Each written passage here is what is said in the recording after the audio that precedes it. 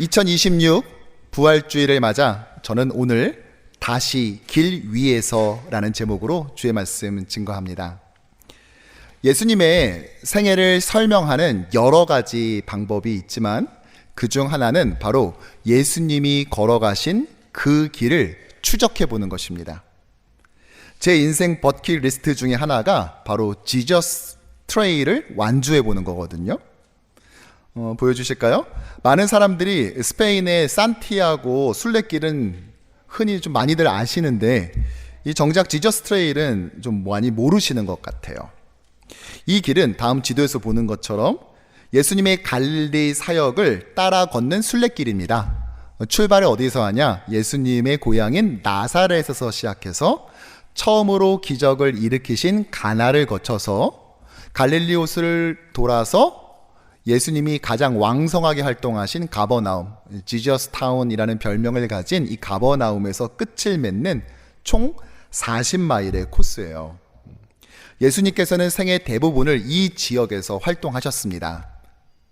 그리고 누가복음 9장에서 예수님은 갈릴리를 떠나 이 십자가를 향해 걸어가신 예루살렘 여정을 시작하셨죠. 우린 지난 한 주간 고난주간 특세를 통해 매일 새벽마다 주의 길을 따라라는 주제로 이 기간 벌어진 이 예루살렘 여정 가운데 있었던 일을 살펴본 것입니다. 그리고 이제 예수님은 새끼 나귀를 타고 예루살렘에 오르시죠. 누가는 자신의 복음서의 25%를 예수님의 이 마지막 한 주간에 할애하고 있습니다. 결국 주님은 우리를 대신해 십자가에 달려 죽으셨습니다. 하지만 주님은 다시 살아나셨습니다. 5절과 6절의 말씀을 우리 부활의 환희를 가지고 함께 읽어볼까요?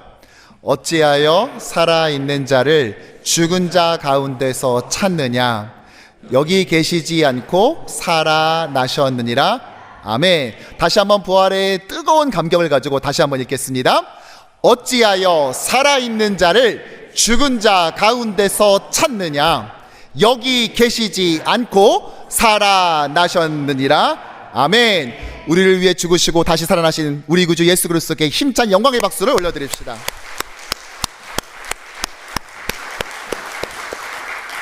자, 예수님은 이렇게 부활하셨습니다. 그렇다면 그 부활의 당일날 과연 어떠한 일이 있었던 것일까요?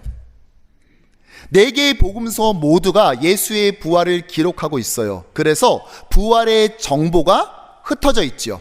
자, 오늘 사건의 재구성을 좀 한번 해보도록 하겠습니다.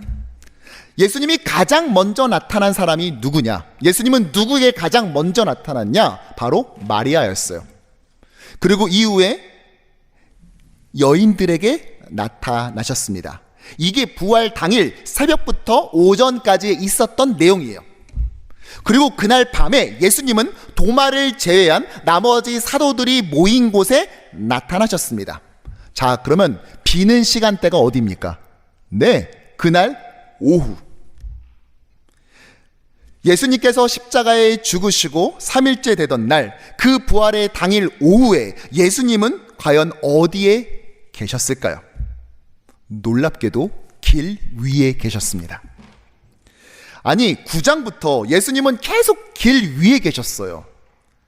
특세 때 살펴본 것처럼 예루살렘 여정을 소화하셨다고요. 그리고 예루살렘에 와서는 십자가를 지고 비아 돌로로사, 고난의 길, 이 골고다 언덕 길을 오르셨습니다. 그런데 부활 당일 또다시 주님은 길 위를 걸어가십니다. 우리 생각에 이제 길이라면은 정말 지긋지긋할 법도 한데, 예수님은 다시 길 위에 서셨어요. 이렇게 오늘 누가복음 24장은 아직 끝나지 않은 주님의 길을 우리에게 소개하고 있는데 바로 엠마오로 가는 길입니다. 이 길은 짧지만 매우 중요한 길이에요. 과연 이 길에서 어떠한 일이 기다리고 있을까요? 바라기는 이 부활의 아침, 주님 앞에 모인 모든 주의 백성들이 엠마오로 가신 그 주님의 뜻과 섭리를 깨달아 온전히 부활의 기쁨과 그 회복을 누리기를 주님의 이름으로 간절히 축원합니다. 부활의 아침, 이 소식은 빠르게 퍼져나갔습니다. 그런데 이날 2명의 제자는 예루살렘을 빠져나가 서쪽으로 향하는 길 위에 섰어요. 13절과 14절에 그것을 우리에게 말해주고 있는데요. 함께 읽죠. 그날에 그들 중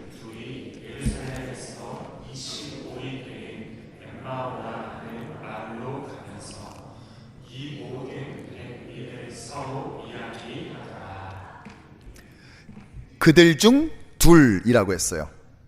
이들은 12사도 안에 포함되지 않는 또 다른 제자를 말합니다. 그 중에 한 명의 이름은 뒤에 나옵니다. 글로바라는 이름을 가진 사람이었어요. 그럼 나머지 한 명은 누구냐? 학자들의 다양한 추정이 있는데요. 가장 유력한 것은 글로바의 아들 또는 글로바의 아내입니다. 특히 글로바의 아내로 보는 의견이 꽤나 강한 편이죠. 이들은 다른 날도 아니라 예수께서 부활한 당일 오후에 예루살렘을 떠나 엠마오로 가게 됩니다.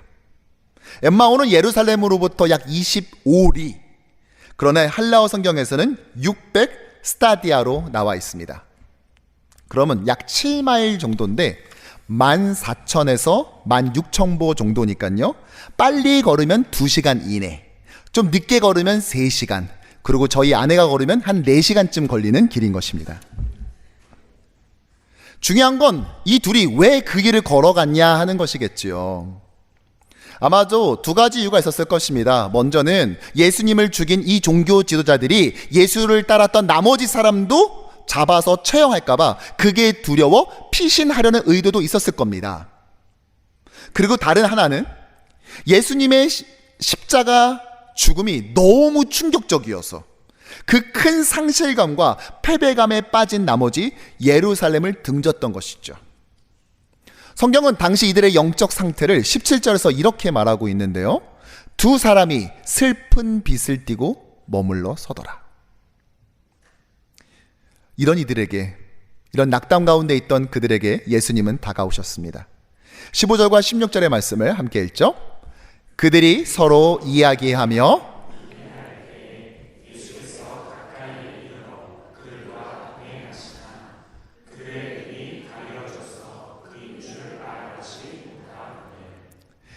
이 2 제자가 걸어가고 있을 때 예수님이 자연스럽게 따라 붙었어요. 그리고 이들 대화에 끼십니다. 주변에 이런 사람들이 있죠. 서로 얘기하고 있는데 진짜 쓱 들어와서 그냥 자연스럽게 대화에 끼어드는 사람. 예수님이 이 분야에도 탁월한 재능이 있었던 것이죠. 그런데 놀라운 것은 이 둘이 예수님을 못 알아봤다는 거예요. 여러분, 우리가 흔히 드라마 보면 이런 거 있잖아요. 아, 어디로 가요? 예, 엠마오로 가요. 아, 거기 왜 가요? 아, 거기는 말이죠. 예수님이잖아요. 뭐 이런 거 있잖아요. 근데 그게 아니에요. 계속 대화를 주거니 받거니 하면서 예수인 거를 눈치를 채지 못한다는 거예요. 아니, 어떻게 이게 가능했을까요? 어떤 사람은 여기서 그들의 눈이 가리워졌다라는 말이 문법적으로 신적 수동태임에 주목하여서 하나님이 잠시 그들의 눈을 덮으셨다라고 생각하기도 합니다. 또한 이들은 12사도처럼 처음부터 예수님을 3년 꼬박 따라다닌 사람들은 아니잖아요. 또 더군다나 이 사람들 지금 멘탈 완전히 나갔습니다. 완전히 붕괴돼 버렸어요. 예수의 십자가를 보고 충격을 받은 거예요. 무엇보다 가장 유력한 가능성은 그들의 영성이, 그들이 영적으로 눈이 가려져 예수를 알아보지 못했다는 것이죠. 그들의 영적 상태가 당시 얼마나 한심하고 깜깜했느냐. 예수님께서 지금까지 여러 차례 말했음에도 불구하고 그들은 예수가 부활하실 걸 아예 상상조차 하지 않았습니다. 웃기는 말이지만 그들은 조금의 의심도 없이 부활을 안 믿은 거예요. 자기랑 대화하는 사람을 보면서 예수님과 진짜 많이 닮았네, 이 생각할지언정 혹시 부활하신 예수님 아니야? 이런 생각은 아예 접은 거죠. 그들에게 있어서 예수님의 부활 가능성은 제로, 0에 수렴했던 것입니다. 그렇다고 그들이 예수님 인정하지 않았던 건 아닙니다. 그들은 예수님을 이렇게 평가하는데 19절의 말씀 볼까요?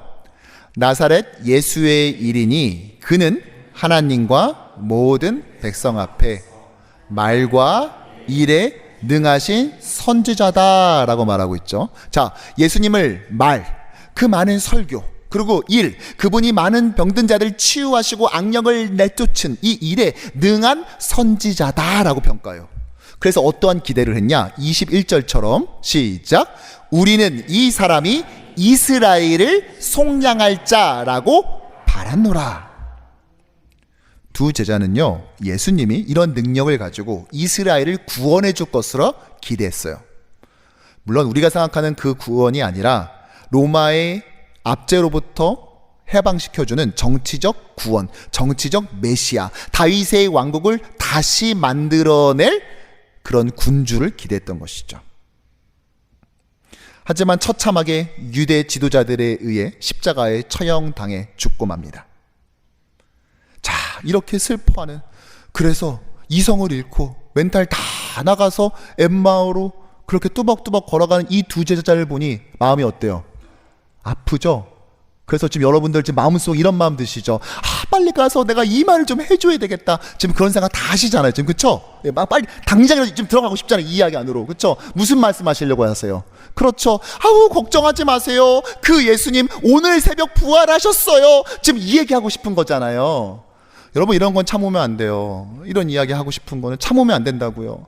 우리가 자꾸만 불의를 보면 잘 참는데요, 그것도 문제이지만 예수님의 이 부활 복음을 참는 건 진짜 큰 문제입니다. 그런데 안 하셔도 됩니다. 이 제자들에겐 안 하셔도 돼요. 왠지 아세요? 이미 알아요. 이 소식 들었어요. 예수를 따르던 여인들이 새벽에 무덤에 갔더니 시신이 없었대요. 이 두 제자가 예수님께 이렇게 말했어요. 예수님인지 모르고. 또 뭐라고 하냐?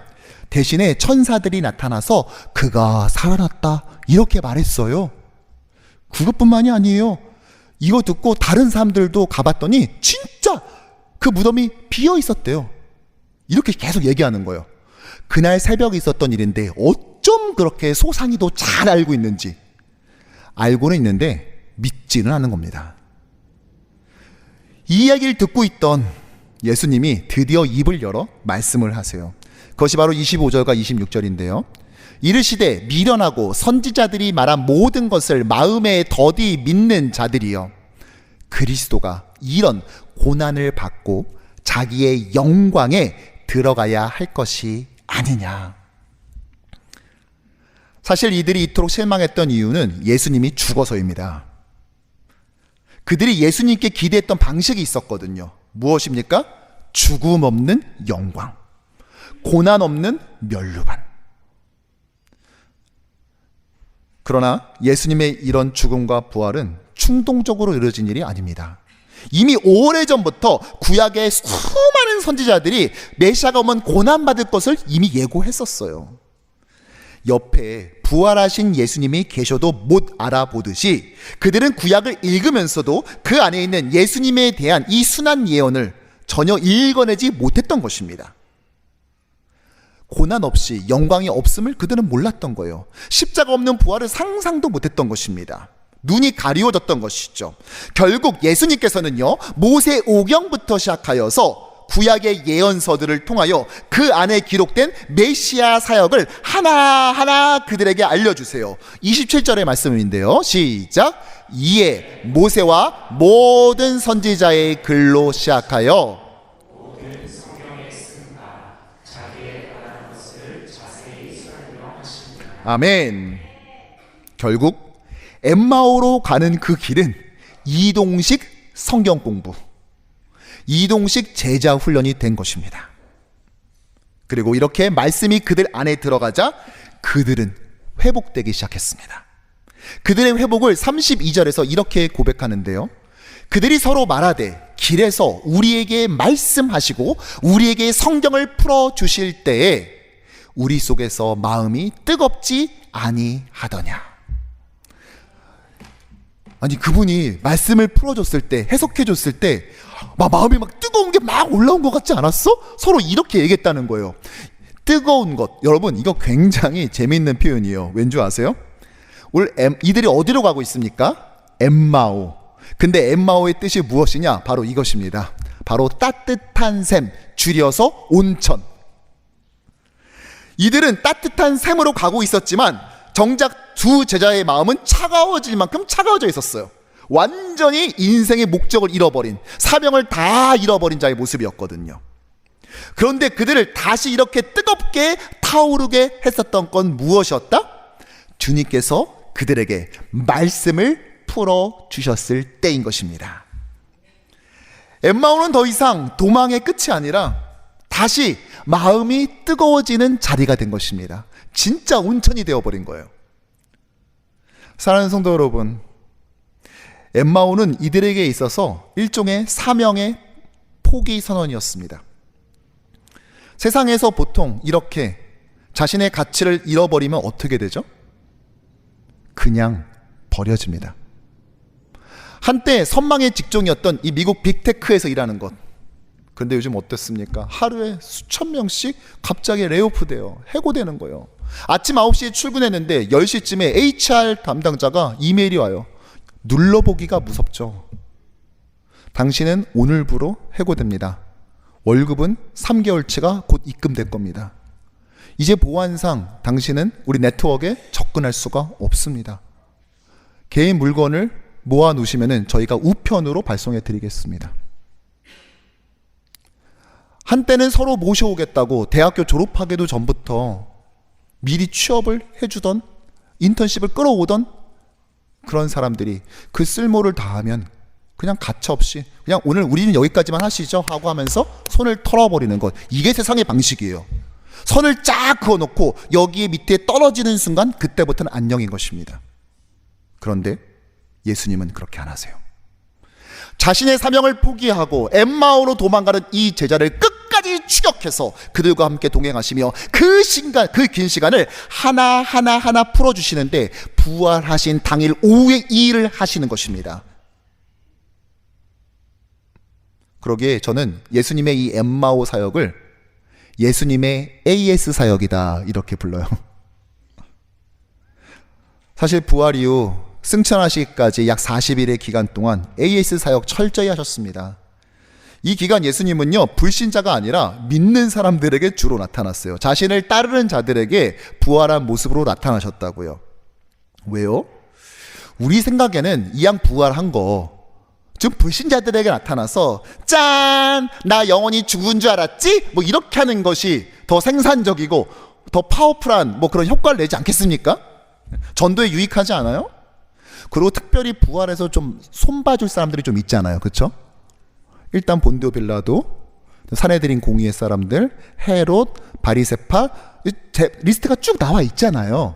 하나하나 40일 동안 차근차근 매일 신방해야죠, 이 사람들. 그런데 예수님 불신자에게 안 가세요. 이 40일 주로 자신을 따랐던 사람들에게 나타나세요. 왜요? 어차피 믿지 않는 자들에게 나타나도 안 믿어요. 날 보여줘봐. 그럼 내가 믿을게. 라고 하지만 아니요. 그렇지 않습니다. 예수님이 부자와 거지 나사로의 비유를 드실 때 이런 말이 나와요. 그 부자가 지옥에서 예수님께, 아브라함에게 이렇게 간청을 하죠. 그러면은 나는 안 되겠으면은 제발 아직 살아있는 우리 가족들이라도 좀 어떻게 좀 구원하게 해주세요. 그래서 좀 선지자들을 좀 보내서 좀 설득 좀 시켜주세요. 그때 뭐라고 말하죠? 그들은 설사 죽었다 살아난 사람이 가도 믿지 않을 거야 라고 말했습니다. 그들이 부활했네요 인정한다 할지라도 절대 예수를 따르지는 않는다는 것이죠. 여러분, 인생을 살면서 깨닫게 되는 것 중 하나가 무엇이죠? 사람 생각보다 잘 안 변합니다. 엄청난 경험을 하면 사람 바뀔 것 같죠. 그런 경우도 아예 없지는 않습니다만 결국 다시로 돌아가는 경우가 되게 많아요. 실제로 어떤 분이 폐암 4기에 걸렸어요. 말기죠. 그래서 저를 비롯해서 정말로 많은 분들이 정말 마음을 다해 병 낫기를 위해서 기도했거든요. 근데 쉽지는 않잖아요. 근데 낫어요. 폐암 4기가 난 거예요. 그것도 깨끗하게. 근데요, 얼마 지나지 않아 다시 담배 피더라고요. 우리는 죽음의 문턱까지 갔다 오면은 사람이 극적으로 바뀔 것 같죠? 아니요. 시간의 차이가 있지만 결국 슬금슬금 자신의 자리를 기가 막히게 되찾아서 자신이 가던 길을 향해 가더군요. 그런데요, 오직 주님의 말씀은 사람을 변하게 하는 줄로 믿습니다. 말씀을 가지고 주를 따를 때 그 말씀이 어느 순간인가 내 안에 영향력을 발휘해서 나의 육신의 그 소욕, 그 지긋지긋한 나의 본성을 억누르게 있는 것을 발견하게 됩니다. 짠하고 드라마틱하게 바뀌는 것이 아니라 나는 그걸 눈치채지 못했는데 주변 사람들이 예수 믿더니 많이 변했다 하는 이상한 소리를 듣게 되는 거예요. 죽은 사람이 살아 돌아오는 건 역시 대단한 일이지만 나이 먹고 사람이 변하는 거, 이거 진짜 엄청난 기적인 것이죠. 그런데 그 어려운 일을 말씀이 해내는 거예요. 주님은 이렇게 말씀으로 AS 사역을 하세요. 저도 그 서비스 참 많이 받았습니다. 아무리 목회자이지만 때로는 이 길이 맞나? 이거 계속 가야 되는 거야? 그만 손 놓을까?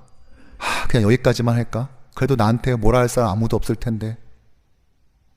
그때마다 주님은 말씀을 통해 저를 치유하시고 회복시키시고 내가 가지고 있던 그 빈 자리를 완전히 채워주심으로써 다시 일어나 도망가던 엠마오에서 돌이켜 예루살렘으로 가게 하셨습니다. 아마 여러분들도 그런 기억이 많을 거예요. 이렇게 예수님과 두 제자의 대화가 오가는 사이 그들은 벌써 엠마오에 이르게 되었고 날은 저물어 갔습니다. 이때 두 제자는 예수님께 이렇게 말해요. 29절에 보면 그들이 강권하여 이르되 우리와 함께 유하사이다. 자기들과 오늘 같이 있자고 강권하는 거예요. 여러분, 이거 절대 제안이나 부탁 아닙니다.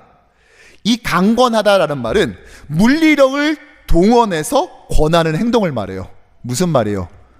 칼만 안 들었지 거의 협박 수준의 강권이었어요. 그만큼 이들은 절박했습니다. 왜요?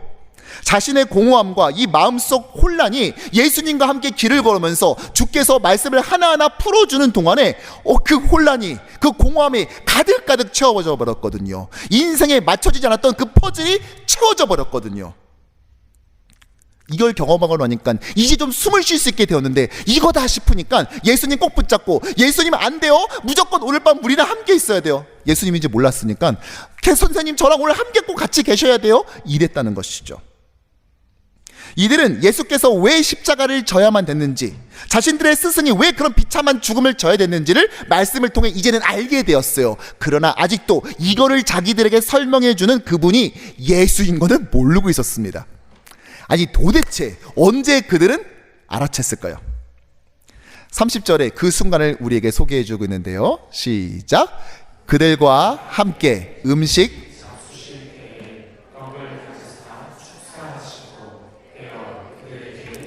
계속 그들의 눈이 밝아져 그인 줄 알아보더니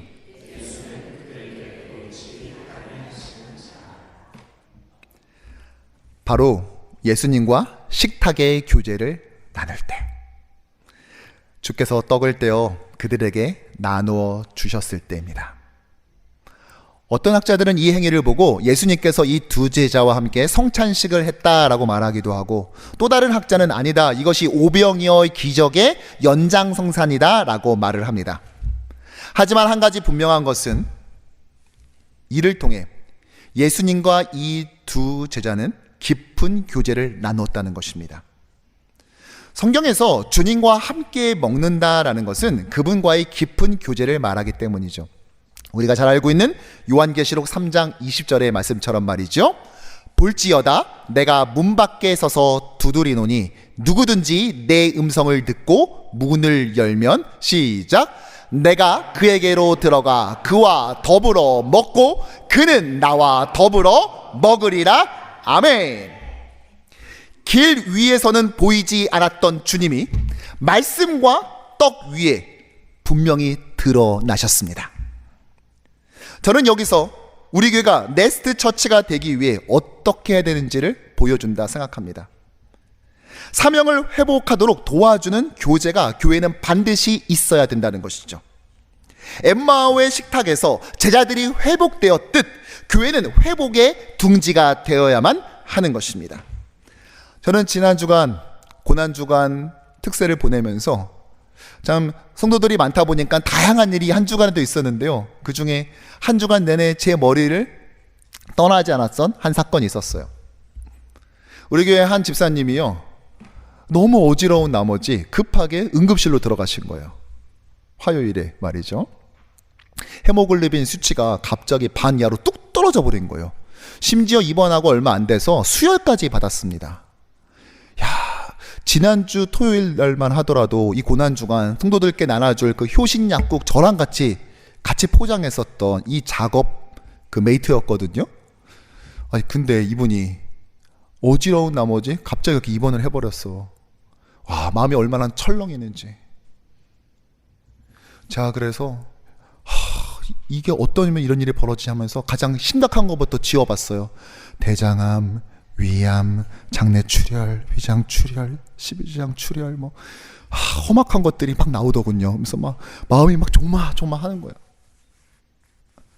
그래서 아내 되시는 집사님께도 통화해서 기도해드리고 또 이 본인에게도 전화해서 하고 3일 원래 내일 그 정밀 검사를 하기로 했는데 그 다음 날로 또 밀리고 와, 제가 다 피가 마르는 느낌이었어요. 그런데요, 기간을 어떻게 극복할 수 있었냐? 매일마다 첫날은 이제 오셨는데 그 다음 날 입원하셨으니까 나오지 못하고 이제 온라인 생중계를 이제 보신 거예요. 그러면서 전화드렸더니, 목사님 매일매일 말씀을 듣는데 이게 저를 좀 살리고 있어요. 얼마나 큰 위로가 되는지 몰라요. 일이 고난주간에 닥쳐서 정말 다행이에요. 왜냐, 고난주간 특세 때문에 매일매일 새로운 말씀을 듣게 되니까 이것이 저로 하여금 다시 한번 돌아보게 하고 다시 한번 용기를 얻게 되고 절망하지 않게 만든다고 그렇게 말씀하시는 거예요. 하나님의 말씀이 그들을 지켜주고 회복시켜준 것이죠. 뿐만 아니라 성도의 교제가 있었습니다.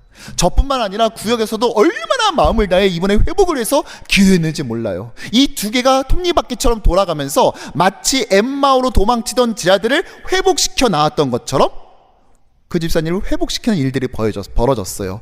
그리고 특세의 마지막 날 금요일, 다행히 가장 심각한 것부터 쭉 나열했을 때 가장 심각하지 않는 것으로 밝혀져가지고요, 퇴원하시고 좀 지친 몸을 이끌고 그날 저녁 있었던 성금요일 예배에 참석하여서 함께 성찬에 참여한 줄로 믿습니다.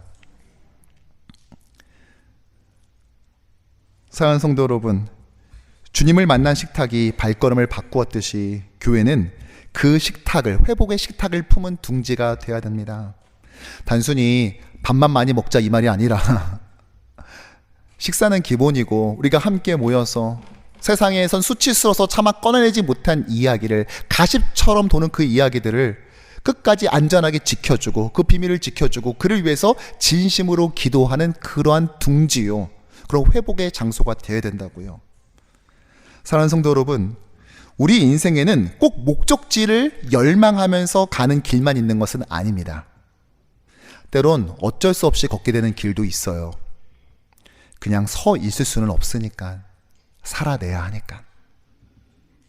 맞는 줄 알고 수십 년을 뒤도 안 돌아보고 걸어가는데 막상 그 길의 끝에 도착해 보니 너무 실망스러운 나머지 당혹스러움을 경험하기도 합니다. 이민생활 가운데 우리가 자주 접하게 되죠. 몇 번 이런 허탈감과 상실감을 경험하다 보면 이젠 그 어떠한 기대감도 없이 그냥 아무 길이나 걷는 경우도 있습니다. 또 어떤 이들은 그 무기력감과 공포를 견뎌내지 못해서 자기 스스로 길 바깥으로 던져버리고 말아요. 길을 잃어버린 것이죠. 문제는 예수를 따른다는 우리 역시도 그렇게 길을 잃을 때가 있다는 것입니다. 그때 우리는 어떻게 해야 될까요? 부활하신 예수님을 다시 만나야 합니다. 그분께서 말씀으로 나를 만나주시고 떡을 떼어 나에게 건네주실 것입니다. 그 친밀한 교제로 인도하실 거예요. 그때 우리는 엠마오를 끝내고 다시 예루살렘을 향한 여정을 시작하게 될 겁니다. 이들은 정말 회복되고 그렇게 되었어요. 이들은 이 회복을 경험하고 어떻게 바뀌었냐? 33절의 말씀 함께 읽죠. 곧 그때로 일어나 예루살렘에 돌아가 보니 11 제자 및 그들과 함께한 자들이 모여 있어. 아멘. 그들은 예루살렘으로 돌아갑니다. 삶의 목적을 회복한 거예요.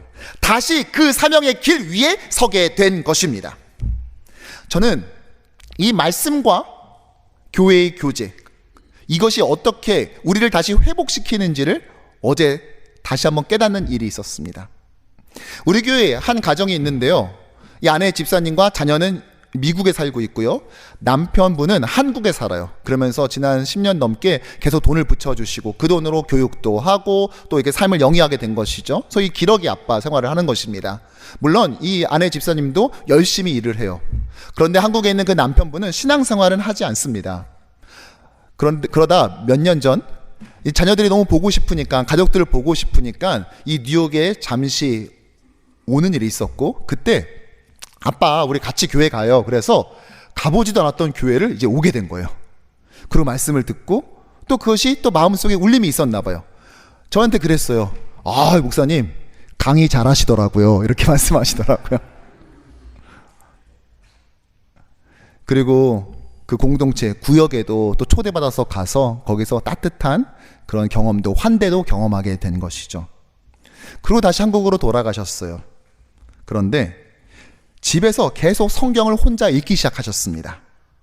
가끔 전화하면은요, 딸들에게 이랬어요. 야, 이번 주 읽은 내용은 도통 무슨 소리인지를 못 알아듣겠다. 이렇게 말하기도 하고, 또 어느 때는 야, 성경에는 좋은 말만 있는 줄 알았는데 야, 뭐 이런 이상한 내용이 다 있다? 그렇죠. 동생이 형한테 사기나 치고 그것도 치사하게 먹는 거 가지고, 그런데 성경은 그 나쁜 놈 편만 들어주고 뭐 이런 거 아니겠습니까? 그런데 그 과정 속에 조금씩 변화가 일어난 거예요. 이게 사실 선입견일 수도 있는데요, 이분이 건축 쪽 일을 하시거든요. 그러면 그런 쪽에서 오래 일하다 보면은 아무래도 안전사고가 발생할 수 있고 하다 보니까 이제 군기가 좀 세기도 하고 좀 투박한 그런 면이 있어요. 그런데 미국에 있는 딸들과 통화하는데 점점 말투가 부드러워진다는 거예요. 최근에 미국에 있는 이 따님이 이 시험을 앞두고 있어요. 진로를 위해서 또 미래를 위해서 잘 다니던 직장을 그만두고 1년 반 동안 자격증 시험을 준비한 거예요. 수입은 끊기죠, 또 수업료는 내야죠 이러면서 했으니 얼마나 이번에 딱 붙어야지 생각했겠습니까? 근데 긴장하고 있는데요, 한국에 있는 아빠가 전화하더니 이렇게 말하더래요. 딸 걱정하지 마. 하나님이 이번에 너 시험 합격한다는 마음을 주셨어. 그러니까 걱정하지 마. 무조건 너 붙을 거야. 여러분, 이 정도의 확신 있는 워딩은 적어도 구역장 이상 또는 안수집사 이상급 이상에서만 나올 수 있는 발언 아니에요? 그런데 이거를 이분이 하신 거예요. 자, 과연 이 딸은 합격했을까요? 못했을까요? 합격했을까요? 못했을까요?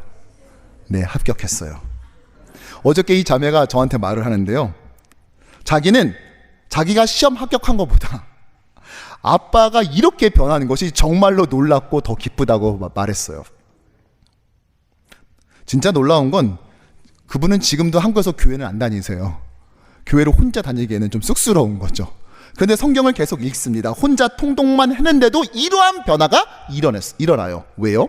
성경은 사람을 변화시키는 능력이기 때문입니다.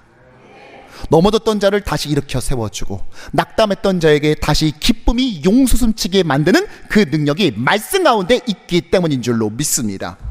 뿐만 아니라 공동체의 교제도, 그 따스함도 이분과 나누었습니다.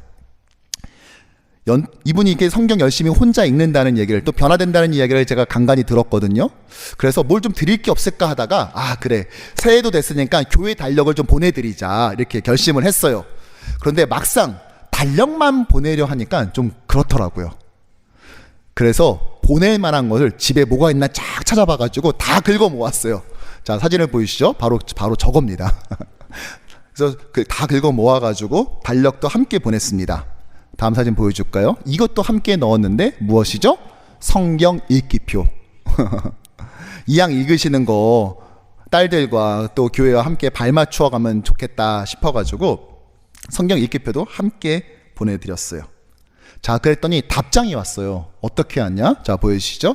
바로 저렇게 왔어요. 물건을 받은 다음에, 선물을 받은 다음에 그걸 이쁘게 이렇게 짧게 모아서 사진을 찍어서 답장을 보내주신 것이에요.